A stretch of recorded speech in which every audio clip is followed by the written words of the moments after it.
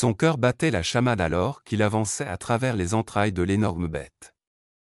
Qu'est-ce que ce serpent géant avait bien pu avaler? La bosse sur son corps était d'une taille presque comique. Il semblait impossible de croire qu'un serpent ait pu manger quelque chose d'aussi gros.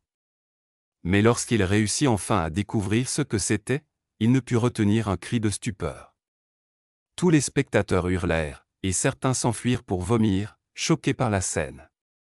Comment cela pouvait-il être possible? Mais avant de commencer notre histoire, cliquez sur « J'aime », abonnez-vous, et activez la cloche de notification pour ne manquer aucune de nos prochaines histoires. Quand le vétérinaire reçut l'appel, il crut d'abord à une blague. Mais en entendant le ton apeuré et désespéré de l'ouvrier au bout du fil, il comprit que c'était sérieux. Apparemment, un serpent géant était coincé sur une route à proximité. Mais à quel point était-il grand? En arrivant sur place, il put voir de ses propres yeux, et pâlit aussitôt. Cette scène grotesque ne ressemblait à rien de ce qu'il avait vu auparavant. C'était presque cauchemardesque. Et le pire, c'est qu'il allait devoir affronter cela seul. Cette scène s'est déroulée récemment, au cœur de l'Amazonie brésilienne. Une équipe d'ouvriers du bâtiment travaillait depuis des mois à la construction d'une route au milieu de la jungle lorsqu'ils tombèrent sur quelque chose qui leur fit regretter d'avoir jamais mis les pieds dans cet endroit. Comme vous le savez peut-être, le gouvernement brésilien souhaite transformer une partie de cette jungle vaste en territoire accessible aux humains, en construisant des routes pour faciliter les transports dans le pays. Cependant, ce projet ambitieux a rencontré de nombreux obstacles. Beaucoup de personnes s'opposent à toute construction ou intervention gouvernementale dans l'Amazonie, l'un des écosystèmes les plus riches et les plus vastes au monde. De plus, certaines tribus indigènes y vivent encore, et ces projets menacent leur mode de vie et leur bien-être. Mais au-delà de ces problématiques, l'équipe d'ouvriers allait faire face à un problème bien pire que tout ce qu'ils auraient pu imaginer. Jusqu'à ce moment-là, le travail avait déjà été loin d'être une partie de plaisir pour les ouvriers. Ils devaient camper sur place à mesure qu'ils construisaient les différentes sections de la route, et passer leur nuit dans la jungle, ce que beaucoup refuseraient de faire, peu importe la paix. Cependant, ils étaient expérimentés dans ce genre de projet. Même s'ils savaient qu'ils allaient devoir vivre comme des explorateurs pendant plusieurs semaines et dormir entourés de toutes sortes d'espèces sauvages, ils n'avaient pas peur.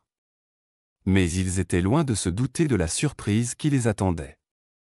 Une autre équipe avait déjà défriché un chemin dans la terre de la forêt.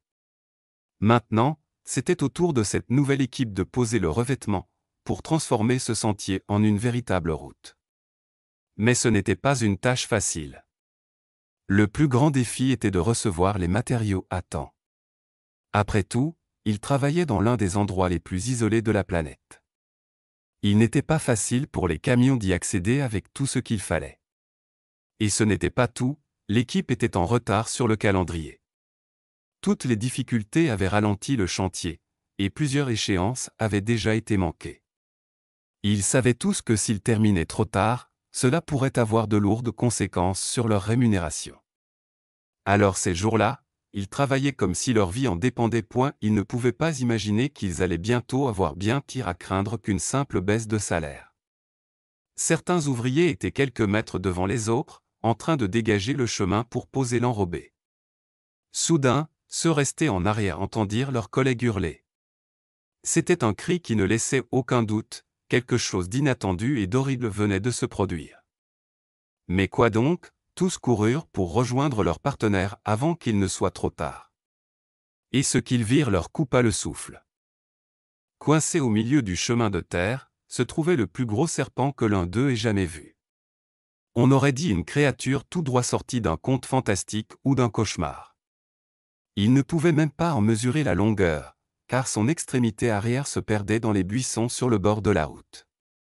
Son diamètre était celui d'un énorme tonneau de vin. Ils remarquèrent que le serpent avait du mal à respirer et bougeait lentement la tête de gauche à droite. Clairement, quelque chose n'allait pas. Et c'est alors qu'ils le virent. À un endroit de son corps, il y avait une énorme bosse, presque 2 fois plus large que le reste de son corps. C'était sûrement cela qui l'empêchait de se déplacer et même de respirer normalement. Les ouvriers se demandèrent ce qui pouvait bien se passer. Peut-être était-elle enceinte, pleine d'œufs? Ou était-ce autre chose? Mais ils réalisèrent qu'ils n'avaient qu'une seule chose à faire, appeler le poste de police du village le plus proche pour qu'on les mette en contact avec le vétérinaire local. Rapidement, le vétérinaire était au téléphone et écoutait la situation. Il raccrocha, monta dans sa voiture et se rendit sur place. Mais pendant ce temps, les ouvriers étaient seuls avec le serpent géant. Et quelque chose se produisit avant même que le vétérinaire n'arrive. À un moment, le serpent reprit brièvement conscience et, réalisant qu'il était entouré, tenta d'attaquer l'un des ouvriers. Par chance, celui-ci réussit à éviter la morsure. Enfin, le vétérinaire arriva et vit la scène de ses propres yeux. Il devint pâle comme un linge. Il n'avait jamais rien vu de tel. Et pour ne rien arranger, le serpent semblait de plus en plus réveillé et devenait agressif. Que faire dans une telle situation? Pendant que certains ouvriers distraient le serpent furieux, le vétérinaire s'approcha et lui injecta un tranquillisant, ce qui le replongea dans une sorte de sommeil léthargique. Il devait maintenant s'occuper du problème, découvrir ce que le serpent avait avalé et permettre à l'équipe de dégager la route. Alors, il commença l'intervention et ouvrit le ventre du serpent. Ce qu'il trouva laissa tout le monde sans voix. Le serpent avait avalé la glacière des ouvriers, avec toute la viande qu'ils avaient apportée pour le chantier. Un des morceaux de viande avait pourri, et les ouvriers l'avaient laissé sur la glacière. L'odeur avait attiré le serpent, qui avait tout englouti, et en était tombé malade. La vue de l'intérieur du serpent, combinée à l'odeur, rendit certains ouvriers malades. Cependant, le problème était résolu. Ils purent dégager le serpent de la route. Avec l'aide d'un camion, ils déplacèrent le corps de l'animal. Ils le chargèrent dans un véhicule pour l'emmener en ville, où il fut donné à un musée. Cet épisode fut l'un des plus mémorables, effrayants et critiques de la carrière du vétérinaire, qui, jusqu'alors, s'était surtout occupé de maladies chez les bovins et d'animaux de ferme.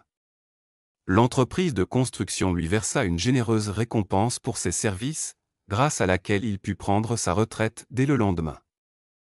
Dans les semaines qui suivirent, l'histoire du serpent géant fit la une dans toute la région. Les vidéos filmées par les ouvriers devinrent virales, suscitant à la fois émerveillement et controverse. Certains critiquèrent l'intrusion dans l'Amazonie, estimant que de telles rencontres étranges étaient la manière qu'avait la nature de se défendre. D'autres y virent un avertissement: il faut respecter la jungle avant qu'elle ne se transforme en quelque chose de véritablement catastrophique. Quant à l'équipe de construction, les travaux reprirent, mais avec une prudence nouvelle. Ils commencèrent à dormir plus proches les uns des autres la nuit, organisèrent des tours de garde, et plaisantaient même en disant qu'ils pourraient ajouter « dresseur de serpents » à leur CV.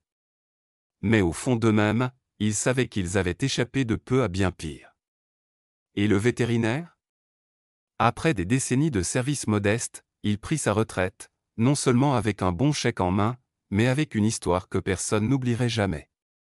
De temps à autre, il s'asseyait sur son porche, une tasse de café à la main, et racontait son histoire à qui voulait bien l'entendre, comment un simple morceau de viande avariée avait failli coûter des vies au cœur de la jungle. Parfois, il ajoutait en riant: ne sous-estimez jamais un serpent affamé, ni l'appétit de l'Amazonie pour les surprises. Et ainsi, la route à travers la jungle continua d'avancer, mais la jungle, elle, avait bel et bien fait entendre sa voix.